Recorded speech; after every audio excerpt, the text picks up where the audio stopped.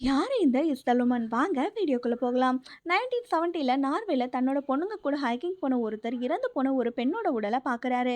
அந்த பொண்ணோட உடல் பாறைக்கு இடையில மாட்டிக்கிட்டு அடையாளம் கண்டுபிடிக்க முடியாத அளவுக்கு எரிஞ்சு போன மாரி இருந்திருக்கு.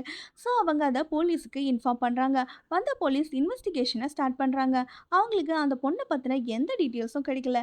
ஏன்னா அந்த பொண்ணுகிட்ட பர்ஸோ, ஐடி ப்ரூஃபோ எதுவுமே இல்லையாம். அதோட அவங்க ட்ரெஸ்ல இருந்த லேபிள கூட யாரோ கட் பண்ணி எடுத்ததா தெரிய வருது.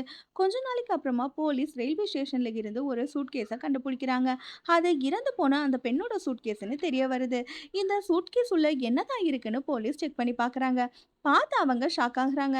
ஏன்னா அந்த சூட்கேஸ்ல விக்கு, ஏதோ சீக்ரெட் கோட்ஸ், ஒரு கிளாஸும் இருந்ததா சொல்லப்படுது. இது எல்லாமே வச்சு போலீஸ் இன்வெஸ்டிகேஷனை ஸ்டார்ட் பண்றாங்க.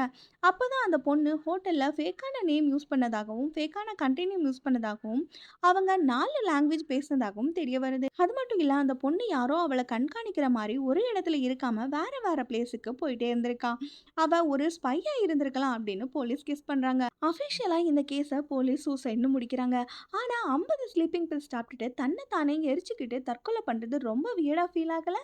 இந்த பொண்ணு யாரு? எப்படி இறந்து போனாங்கிறது இன்னும் ஒரு புரியாத மர்மமா தான் இருக்கு.